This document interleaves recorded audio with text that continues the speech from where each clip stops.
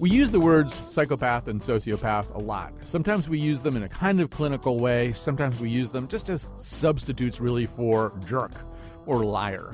You might have heard the words come up in connection recently in the news about Omarosa, right? She seems able to adapt her own values or sacrifice her own values to fit into almost any kind of ethical situation and then reverse herself instantly, adopting a whole new value set. So does that make her a psychopath or a sociopath? I'm not sure I know the answer to that question, but we did do this show to try to pin down those kinds of questions, and our interviews include an actual diagnosed and self-professed sociopath. Of course, can you believe what a sociopath tells you, even about sociopathy? Well, you'll find out after this news.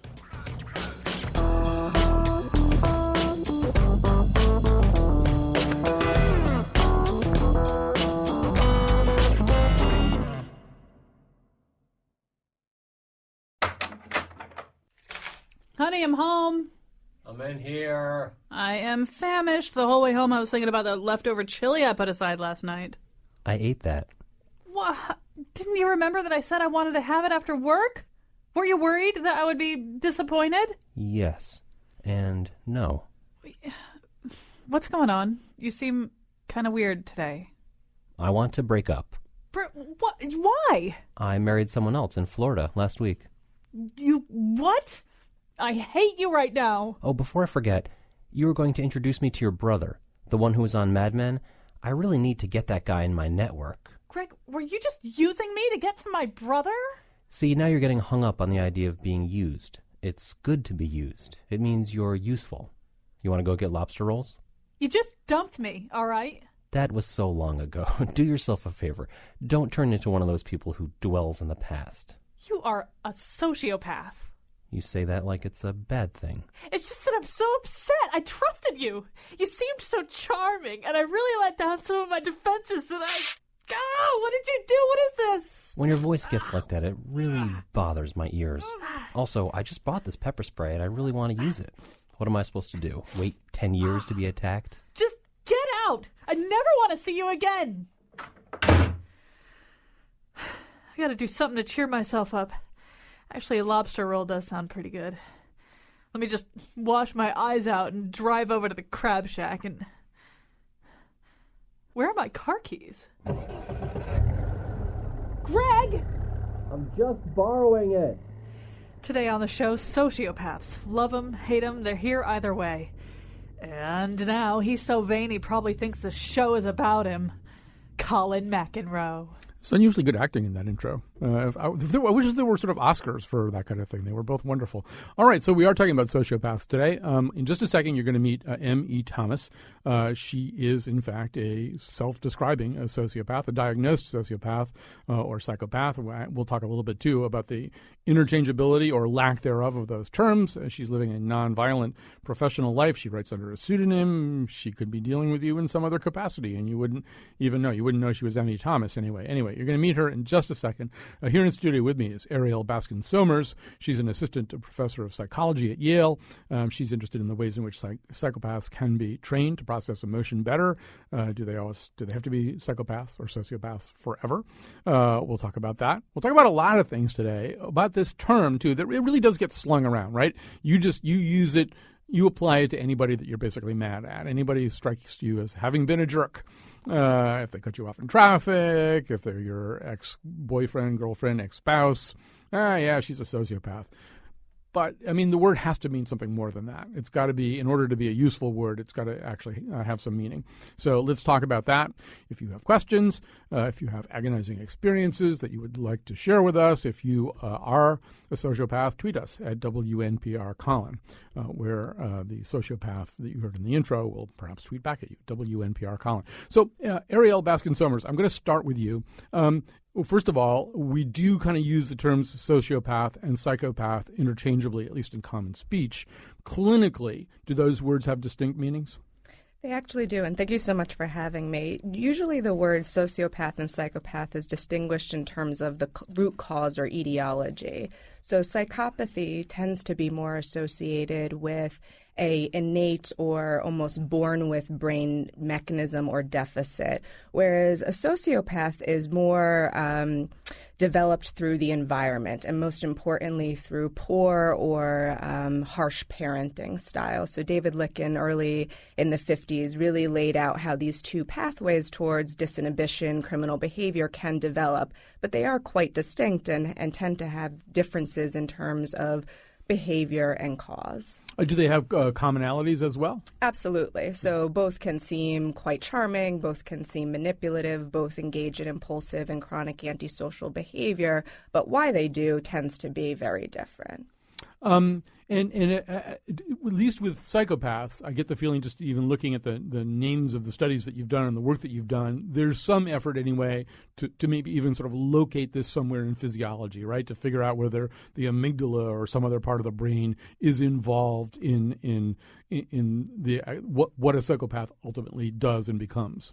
Absolutely. So if we believe that part of the reason why psychopaths engage in this chronic antisocial behavior, lying and manipulativeness or glibness, we might be able to identify specific neural pathways that mediate that behavior and contribute to their essential skill deficit in terms of being able to engage in adaptive behavior.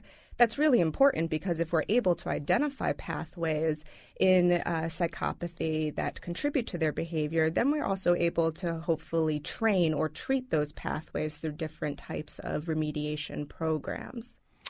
This is obviously interesting just at a sheer clinical level, but it has all kinds of ramifications that spread out through society. This is a term, particularly psychopath, is a term that's taken pretty seriously by the criminal justice system. There are people who wind up staying in prison longer because they score higher on this now pretty standardized scale for psychopathy, right? Correct. So often the Psychopathy Checklist Revised, or PCLR, developed by Robert Hare, is used to assess psychopathy. Now, this involves doing a life history interview, collecting collateral information, and rating an individual on a 20-question scale. And someone can earn up to 40 points on the PCLR. If someone is 30 or above, they're typically described as psychopath.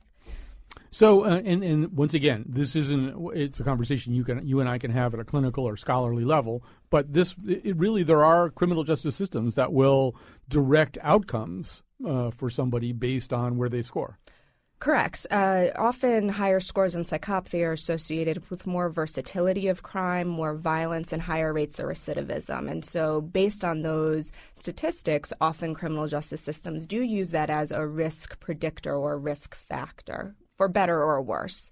There is some research to suggest that that is not the only or most predictive risk factor for recidivism, but it's one of the better ones that we have now. All right, let's add to the conversation M.E. Thomas. That is a pseudonym for the author of Confessions of a Sociopath, a life spent hiding in plain sight. And we should also mention that she is the creator and host of a popular blog called sociopathworld.com. I think it's been around for since about 2008, and has many, many, many thousands of visitors. So some of them actual sociopaths and other people who are commenting on sociopaths that they've known, and lots of other people with other reasons for visiting. But M.E. Thomas, first of all, welcome to our conversation. Thanks so much. And just maybe for starters, tell us your story as you know it. You self-identify as a sociopath. You're listening to Ariel Baskin-Somers talk about all that in pretty hard-edged clinical terms.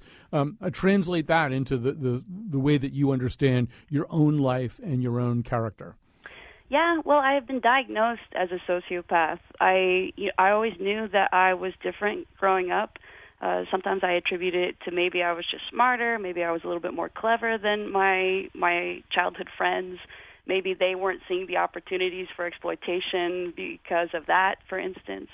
And I didn't really come to grips with how different I was until in college, when I had several kind of relationships fail, and I ended up getting blacklisted from the program that I was in because I stole a friend's personal journal on, the school trip, and there was a lot of drama, and I sort of realized that I do this all the time.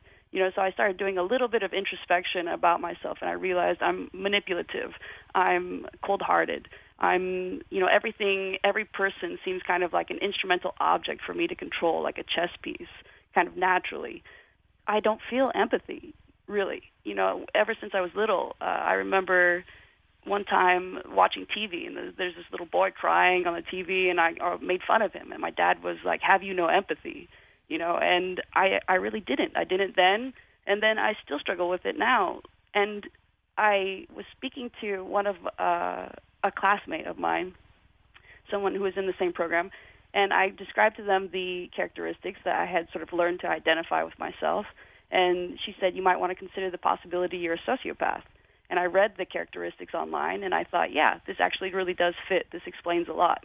But, I was doing pretty well again by that point, and so I continued on just doing what I was doing until my life failed again. Every 3 years or so, relationships fail, losing a very prestigious job. And then I thought, this can't keep happening every 3 years. This was when I was in my 20s. If this keeps happening, it's going to happen 20 more times in my lifetime. Am I going to be able to survive every time and move on to some other place where people don't know my name or change career paths or whatever else I had been doing in order to get past it then? So I decided I need to look more into this and try to figure out if I really am a sociopath, and if so, how to deal with it, how to make it work for me in my life. And we should say you did take the exact test that that Ariel was talking about before, and that you did score in the psychopath range of that particular test. Although I wanted to ask you something about that. When you took that test, I read the section of your book about when you took that test. You had already kind of self-identified as a sociopath, and you'd really begun to kind of add that notion to your identity, and maybe even begin thinking about being, kind of a high-profile sociopath as opposed to a completely secretive one. So did you have any incentive maybe to skew your answers a little bit so that you get a 19 or a 20 out of 24 instead of a 15? I don't think that you could say that it was unbiased. I knew too much about it. I took the screening version. I didn't take the full version that they give, for instance, prisoners when they have, a full criminal record. Maybe I had an incentive. I don't know really how you would say that I have an incentive to do it, though. It's identifying this way has sort of ruined my life, in some ways. Once people find out that I'm a sociopath, then it's like, suddenly I'm inhuman and I can be treated however they want, and that, there are no sort of repercussions, or they don't empathize with me anymore. They just do whatever they think they need to protect themselves, which is often very negatively directed towards me. All right, I'm going to ask you one more question, then I've got some questions back to Ariel. But based on what she said at the beginning of the show, and then based on my reading of your book, if we're going to concede that dichotomy between sociopath and psychopath, I really would call you a sociopath, just because reading your book, it seems to me, you really did have kind of a rough upbringing in some ways. Your father beat you, right? I mean, he hit you. You tell a very disturbing story about your parents leaving you and your brother in your park and just driving away, even as the two of you ran after the car and screamed. You were, I think, 10 and 11. I mean, I feel like I'm reading the story of somebody whose environment shaped them into a sociopath, as opposed to somebody who is born with the wiring, the neural wiring to be a psychopath. How do you react to that statement?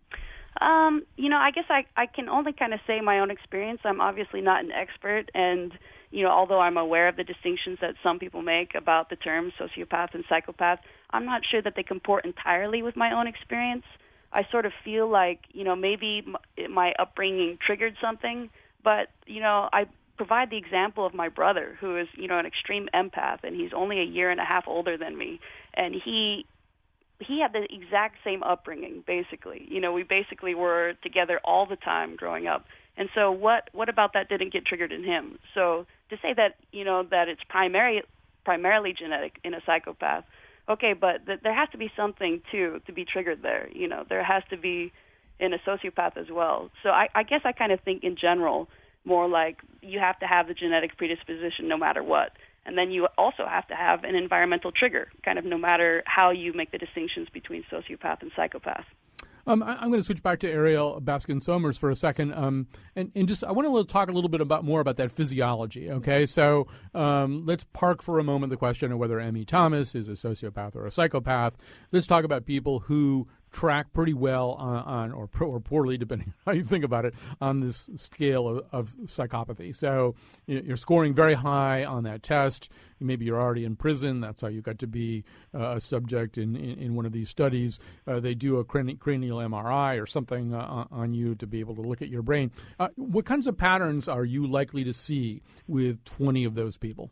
Yeah, that's a great question. So for a long time, the belief was, particularly neurally, that psychopathic individuals had a deficit in processing fear. So that was referred to as the low fear hypothesis. And in the brain, that's often associated with reductions in amygdala activation, which is a very important part of our brain for processing emotions and salient pieces of information. However, recent research that I've completed, as well as others at the University of Wisconsin-Madison, suggests that it's not a fundamental or pan-situational deficit in emotions that psychopathic individuals have, but rather they tend to have a problem attending to contextual cues. And so what I mean by that is they're basically the worst multitaskers in the world. Once they get focused on their particular goal or focused on a particular feature of information, they're unable to switch their attention to different aspects of their goal. So, for example, if a psychopathic individual walks into a bank to try and steal money, they're going to be so focused on their goal of getting the money and not be able to attend to the little girl crying in the corner or the woman screaming behind the counter. And that tends to be inhibitory or disrupt behavior for most other people, but not the psychopath. And that's why they seem sort of cool, calm, and collected.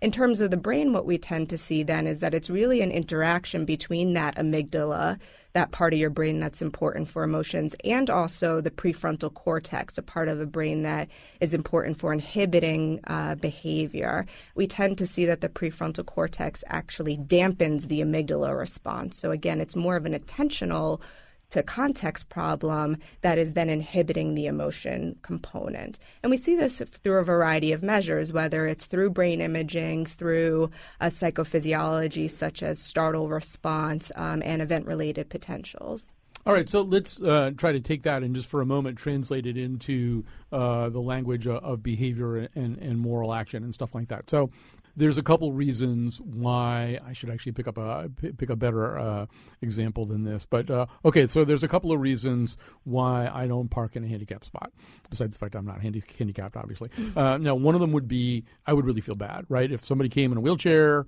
and they needed that spot and I was taking it, and, I would feel bad that I deprived them of that. And then the other reason is I could encounter a lot of negative consequences, ranging from simply the obvious disapproval of people yelling at me, whatever, or to somebody giving me a really bad ticket or something like that. It sounds like, in terms of what you just described about the amygdala and the physiology of the psychopath, I'm hearing more of the latter, right? That I can just shut out those kinds of questions. I'm disinhibited and I'm not fearful because I just don't process that kind of stuff. Somebody's going to yell at me. Somebody's going to give me a ticket. Is that the mechanism that you're describing? And does it also include that moral part? Like, I would just personally feel bad too. Absolutely. I think it's a combination of both things that you're describing. Again, if we think about goal-directed behavior, why would you be parking in the handicap spot? It's usually to get somewhere quickly. Mm-hmm. And so a psychopath might focus on that particular aspect of the goal. And over time, through socialization, most of us consider that moral aspect. But if you have these attentional or emotional deficits that is common in psychopathy, you don't tend to build that elaborative network where you're incorporating the social, moral component as well as the emotional consideration of others. Emmy Thomas, switching back to you for a second, you're listening to this conversation. All right, well, let's pick the handicap spot. You're in a real hurry. You pull into Big Y parking lot or whatever they call it, supermarkets, wherever it is that you're calling from. You're in a big hurry. You don't see too many closed spaces. There's a handicap spot. Would you pull in there? It's funny. I don't think I've ever parked in a handicap spot. And I think it's because, exactly as you say, the advantage of parking in the handicap spot is, maybe like 30 seconds walk. Maybe if there was no other parking place and I was like, as Ariel says, very goal-driven in that moment to do a particular thing. Of course, I wouldn't let something like that stand in my way, but I don't think most people do either. For me, I think that I'm constantly weighing the costs and benefits of my decisions. It's true that I am not an emotional decision maker and I'm not a moral decision maker, but it's not as if, I'm constantly driven by every kind of impulse or whim, or in this moment I want to do this. There are, of course, moments when I feel that way, when I feel very much focused and in the moment, and it is true. I do feel like Ariel described what I experience, that I'm so focused on this particular thing that any other cues, somebody's very upset with you or somebody's crying, they don't register. I keep going on and doing what I want until maybe I snap out of it. Most of the time I eventually will snap out of it. Especially recently, I've kind of learned to try to be a little bit more aware even in those moments. All right, let's pick a story from your book. This is a really simple story. It doesn't involve any huge damage to anybody else. Maybe we can think of one of those stories a little bit later. But let's take a really easy one, all right? So you want to go to the beach. You got a friend with you. You need an extra bike. You're in your apartment building where you live. There's a bike there. It doesn't belong to you. It belongs to your neighbor, but you want to use it. The neighbor's not there to ask. You just decide you're going to take it. Now, what I notice you do in the book is what you describe is, in fact, building a narrative in your head for why this is okay. And now, rather than just sort of like, screw it, I'm just taking the bike, I'll think about it later, that's not quite what you describe in your book. You describe thinking, well, in some ways it'd actually be good for the bike if I took it. It's got dust all over it. I'll put a little air on the tires. It needs some air on the tires. It's good for the chain to move around, helps lubricate the chain a little bit. I'm actually doing this person a favor by taking this bike that I haven't asked if I can take. Postscript, it didn't work out that well at all. The neighbor found out what happened and didn't see it that way. So to me, that sounds, once again, a little bit different from what Ariel Baskin-Somers is talking about, that you figured out a way to make this okay to do. Yeah, and that is because the bike story was after I sort of adopted this, I call it a prosthetic moral compass of cost-benefit analysis, like I'm an economist, because most of the time something that is the benefit exceeds the cost, we consider that like a moral action. You help a lady across the street, you get the accolades, you help the lady across the street. You kill somebody, that's terrible because you've deprived them of the life, and for what purpose? That, the harm greatly exceeds the benefits. So most morality does track that, I think. And that's kind of what I learned to do starting in my early 20s. And so I wasn't necessarily kind of justifying my actions so much as saying, what is the cost-benefit answer in the bike story? And because of all the things you mentioned, the bike chain, gets moved and the air gets in the tires and whatever else, the world would have benefited from me taking the bike. And so I said, okay, well then according to this standard, this prosthetic moral compass or code that I've adopted, that's the right answer. Ariel Baskin-Somers, a lot of the people that you deal with, that you're studying, they're hardcore psychopaths. And, I mean, it's not at a purely theoretical level. I sense a lot of them are in prison, right? Or have been in prison. All of them. And all of them are in prison. So they've done pretty horrible things. They're armed robbers. They're, maybe it's Bernie Madoff. I don't know. You're talking to somebody anyway. Will they be constructing the kinds of narratives that you're hearing M.E. Thomas, or are they just not really capable of that? I think one aspect that's really important to distinguish is typically for individuals who score high on the PCL or the psychopathy checklist, there's an automaticity to their behavior. And so it's driven often by these kind of neural processes we've been talking about.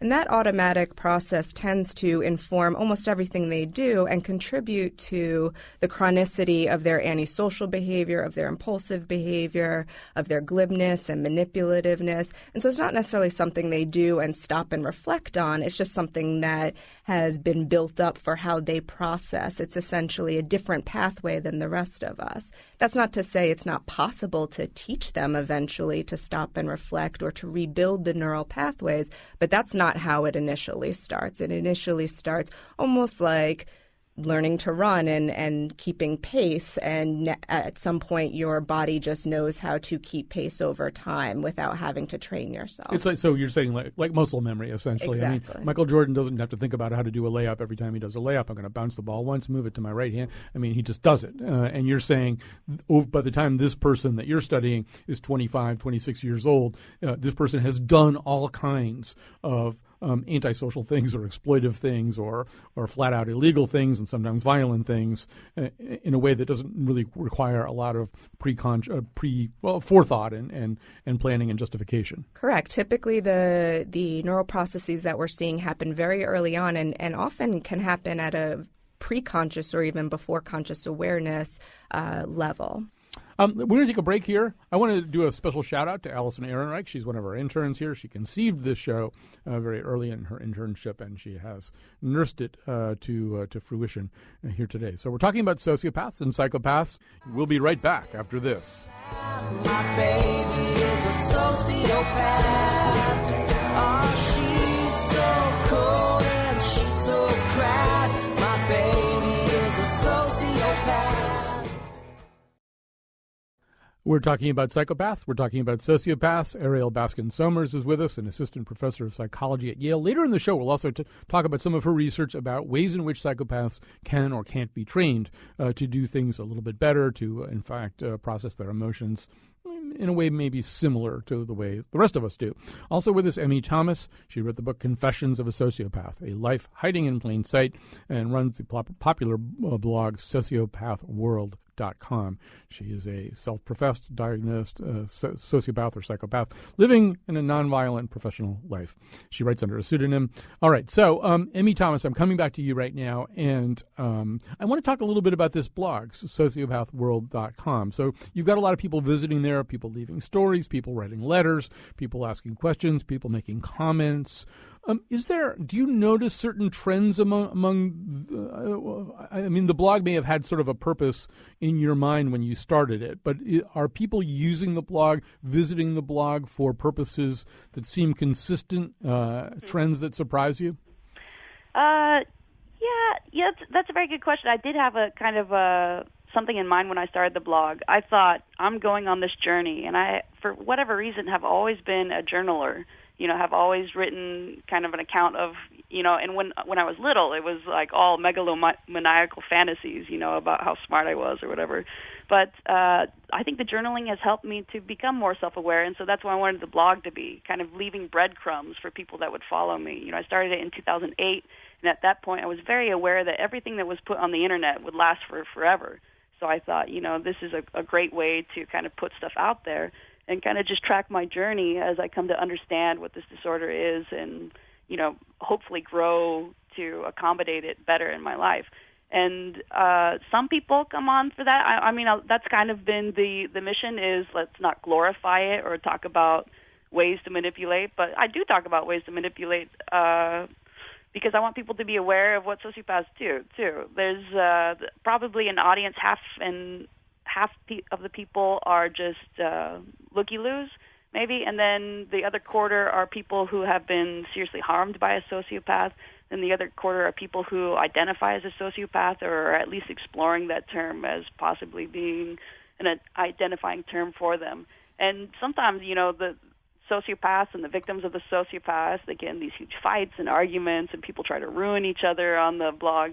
So, I mean, that's the sort of stuff that happens in real life, too. It's actually something that happens on all blogs, not just yours. I mean, yeah, in the comment section, right, of anything. It's everybody's terrible. Inner sociopath comes out there. I have so many questions about that. I just do want to emphasize the fact that the term looky-loos is not recognized by the DSM-5. But some people would say, you know what, I don't think you're a sociopath, M.E. Thomas, because sociopaths don't want people to know that they're sociopaths. I mean, obviously, you're using a pseudonym, but sociopaths don't want to self-identify that way.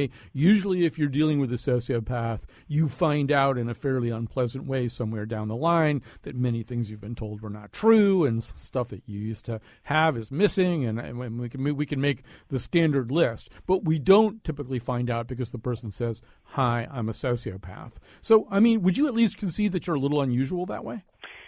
Yeah, I think that I am unusual, although it's interesting you say, I've kind of followed the comment sections, and recently there have been a couple sociopaths who are kind of trying the experiment of coming out. What would it be like if at least my close friends and family members knew that I self-identify this way, or at least that I have these particular characteristics, even if the diagnosis doesn't apply 100% to me. And it's interesting reading their experiences. A lot of people will sort of take that information and kind of like shuffle it away. It reminds me, I was reading an article yesterday about this same-sex couple in a small town in turn of the last century America, and about how people had a similar, their townsfolk, their other neighbors had a similar way to treat them. Like, okay, we're aware that you're a couple and you consider yourself a couple, and we realize that you provide good things to the town, and we like you as people, and so we're just kind of ignore the inconvenient truth that you are living in sin, something that we would find reprehensible. So I think that's how a lot of people, in my life kind of treat it. It's this inconvenient truth that, for the most part, they don't think about. Again, so many questions. I'm going to ask you one more question before we go back to Ariel, see if I can set this up. So you may have noticed, M.E. Thomas, in the intro that we did, there was actually a little quote from you. I think it's not from your book, but in your blog, where at one point our putative sociopath in the intro says something like, well, now you're getting all hung up about the idea of being used. It's not a terrible thing to be used. It means that you're useful. Right. I think you wrote something like that on your blog. Now, here's an area where I think most people's values and understanding of that linguistic expression would diverge in the woods from you. Most people think it's bad to be used. Most people want to be treated as a means as an end rather than a means. I should get that right. Most people think, oh, no, that means you're not treating me as a real person. You're treating me as a stepping stone to something else that you want. My actual humanity, individuality are incidental to you. So would you concede anyway that most people would be troubled by that statement? It's not so bad to be used. Don't get hung up about it? I think that most people would believe, would have a problem with it. It's not so bad to be used. But I think, there is that counter argument. What is your value to the world or to anything if you're not useful at all? I guess it kind of gets to this fundamental question of what makes humanity valuable. Why should we treat anybody as, a person? And I'm curious for the answer, too, because, having come out as a sociopath, a lot of people no longer think that I am valuable according to their criterion. So it can't just be that other people don't have criterions and I do, but that they have different ones that I do. And I generally think if somebody's useful, then I don't care if they're, a criminal, or I don't care if they're, if we take it back to the turn of the last century, gay, or they're living in sin, or they're Catholic, or they're Jewish, or there are any number of these different characteristics of people that we've come to sort of vilify over the years. I don't care about that sort of stuff. I just think they're useful to me. And so the good thing about seeing life that way is, you don't live in this xenophobic world of prejudice in which you will not allow somebody a chance because they don't fit the kind of mold of what you expect useful, valuable humanity to be. We had tried to book Immanuel Kant for this show, but it turns out he's dead and in Switzerland. So he'd be the perfect person to jump in here. But since he's not here, I'm going to go back over to Ariel Baskin-Somers for a second, not for a Kantian explanation of means versus ends, but for when you're interviewing and working with these people who are prisoners, who are high-scoring psychopaths. I feel like in the conversation I just had with M.E. Thomas, there really was a pretty substantial divergence, not just in our value systems, but even kind of how we process the language that we used. I feel as though the statement, you used me, is inevitably a negative reflection on whomever I'm talking to. She clearly doesn't. Is this a process or a pattern that you notice when you're talking to these people, that they often really will process a statement in a very radically different way from the way, say, you would?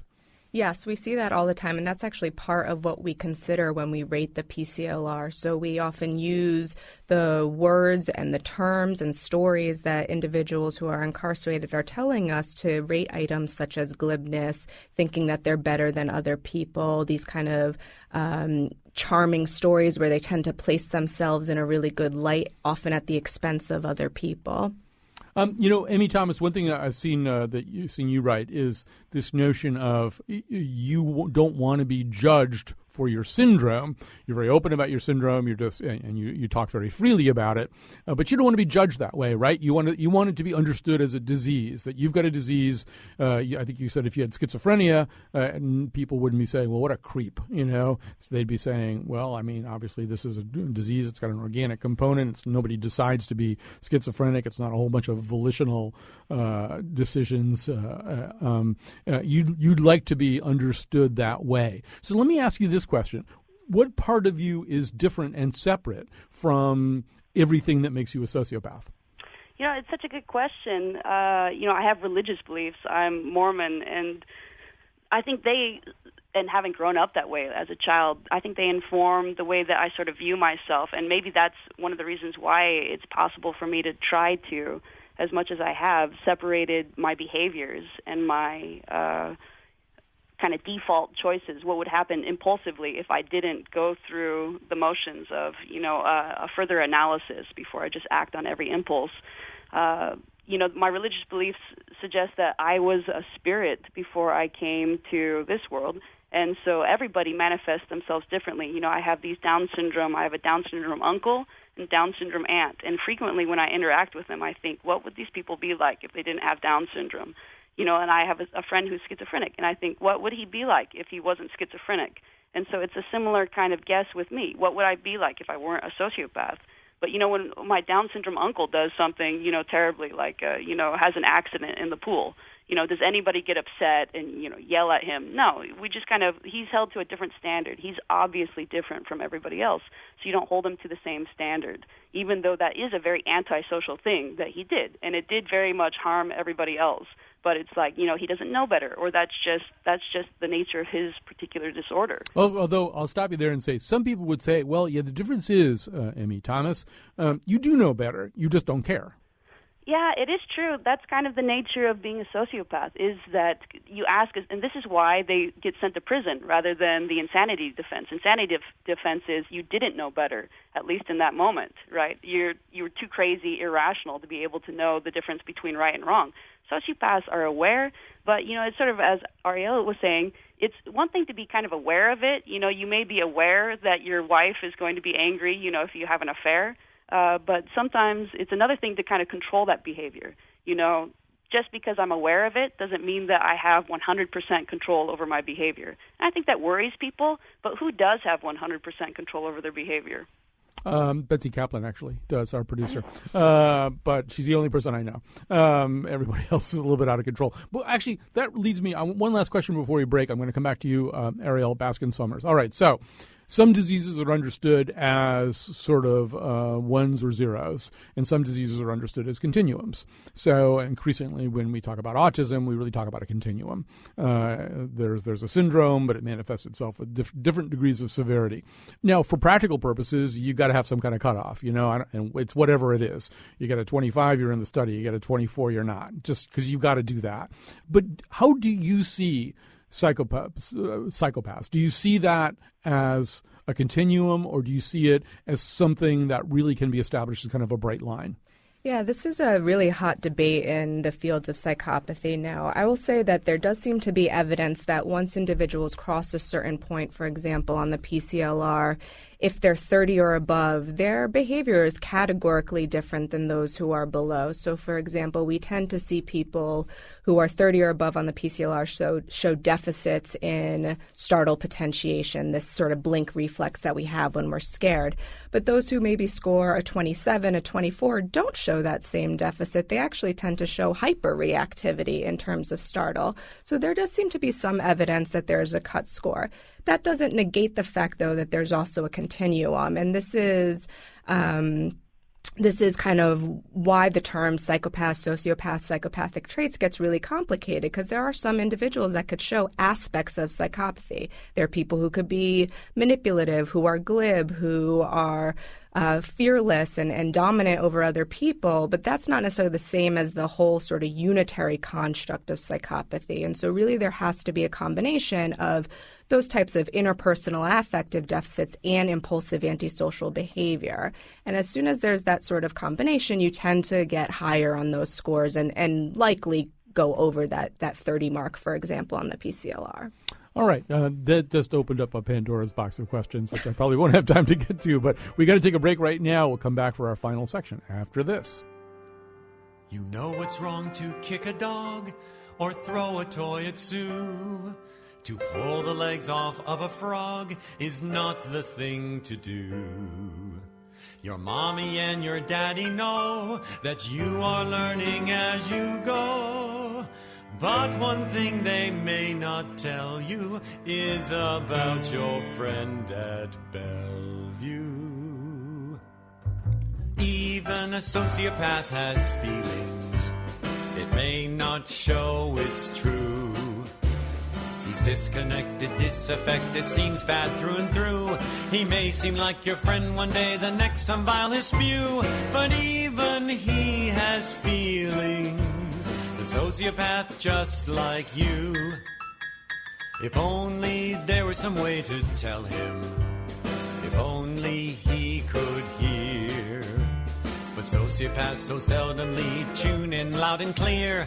The more you try to help him, well, the more you'll live in fear. But even Mr. Sociopath can shed a bogus tear. Oh, a sociopath's life is an uphill climb. So much to detach from and so little time.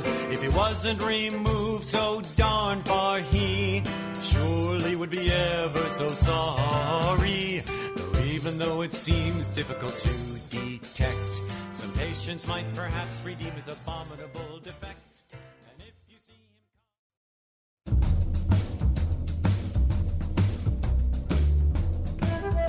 Yes, Doctor, thank you so much. I really appreciate you seeing me outside office hours. And yes, I will totally bring Chianti. That Dr. Lecter is so nice. Today's show was produced by Allison Ehrenreich, Betsy Kaplan, and me. Our interns are Allison and Josh Nalea. Greg Hill appeared in the intro and tweets for us at WNPR Colin. The part of Bill Curry was played by the talented Mr. Ripley. For show pages, articles, and copies of the Faith Middleton Show staff's favorite recipes for liver and fava beans, visit our website, WNPR.org. And now, back to Colin. All right. This is the final segment of our conversation about sociopaths and psychopaths. And I have so many things that I want to ask both of our guests. So let's get right down to it. Actually, I'm going to start with you, Ariel Baskin-Somers, then we'll come back to Emmy Thomas. I do want to talk a little bit about what you're doing in the area of modification. I mean, everything that we've said so far might argue in the direction of, well, that's the way these people are. You'll never be able to trust them. They are broken units. But you're actually experimenting with and discovering things about ways in which their behavior or reactions can be modified? Correct. I think there's a real utility to thinking about the deficits that psychopathic individuals have in terms of specific skill deficits. And in, like I mentioned before, that deficit in multitasking or attending to context. So myself and a number of colleagues have begun to address that type of skill deficit.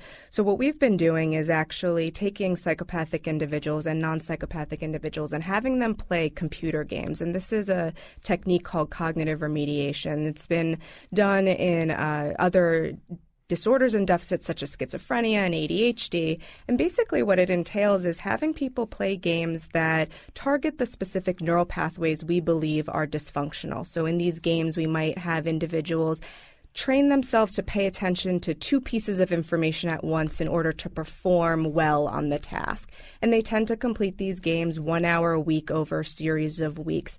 And what we've found is that individuals who got a treatment or training that matched their deficit. So a psychopath that got a training that was targeted for that attention to context deficit actually showed improvement over time in terms of their emotional responses on other laboratory tasks and on their decision making. But if a psychopath got a training that didn't have anything to do with attending to context, they did not improve.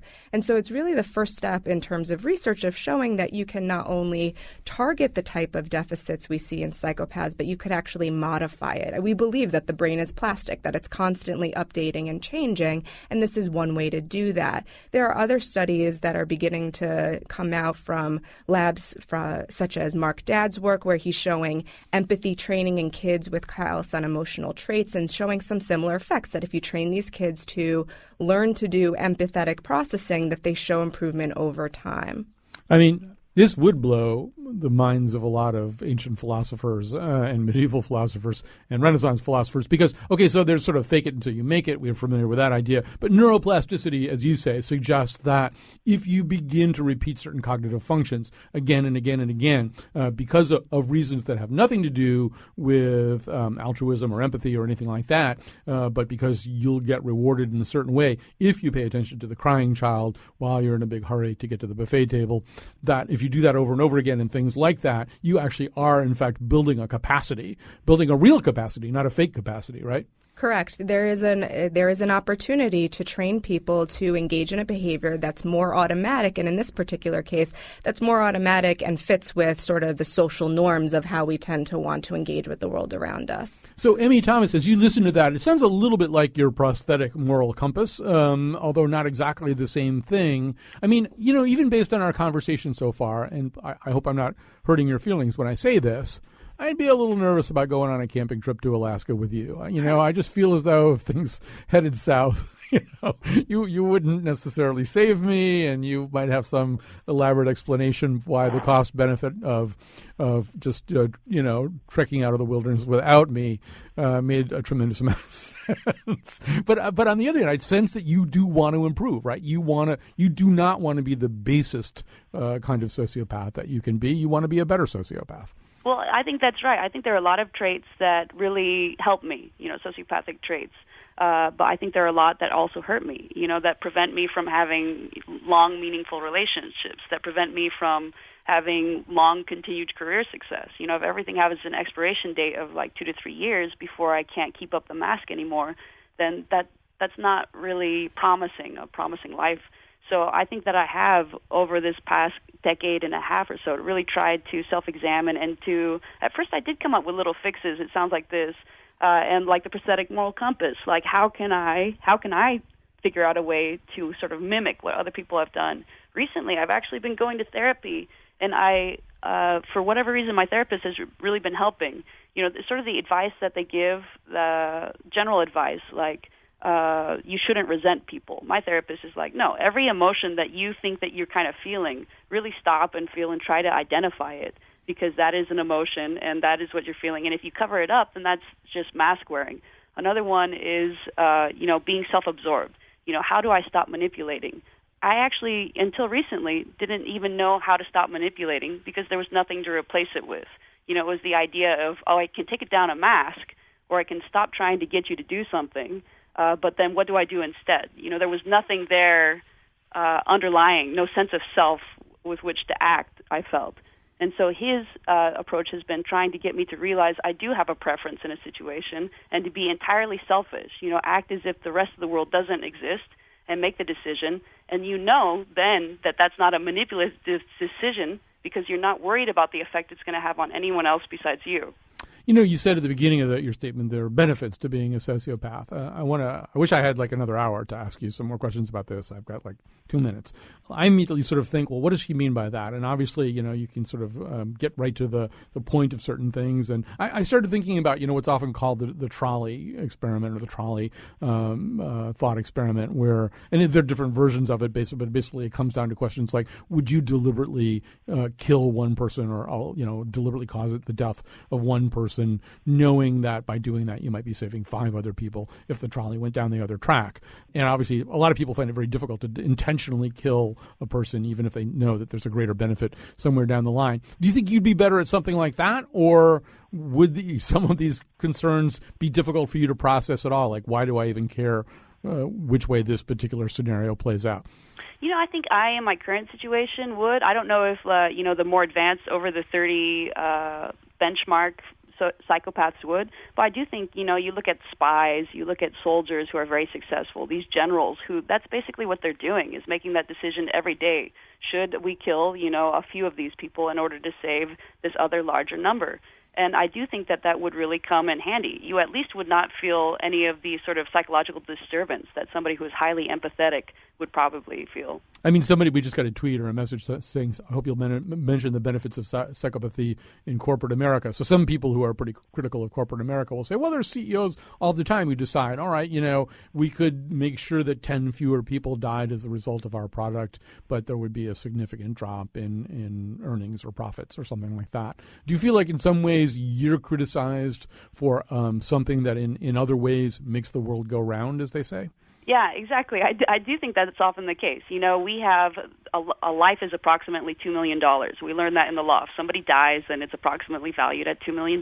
Why? I think that shocks a lot of people, And so if you were to make a law that said negligence, should we fix the trains in order to save one person every 1,000 years, and fixing the trains is going to be $10 million, then no, we shouldn't fix the trains because the value of a life is $2 million and it would cost $10 million.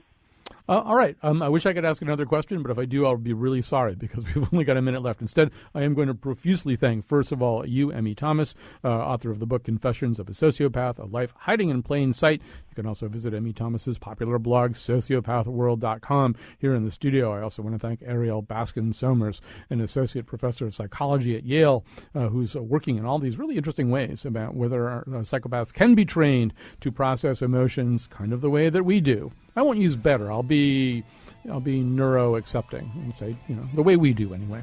That was our show about psychopaths and sociopaths. Thanks to Allison Ehrenreich for putting together such a great panel of guests. Thank you for listening.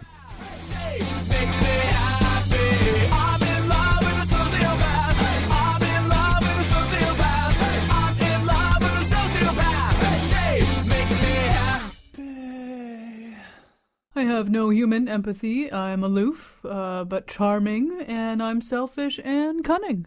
So you're a sociopath? No, I'm a cat.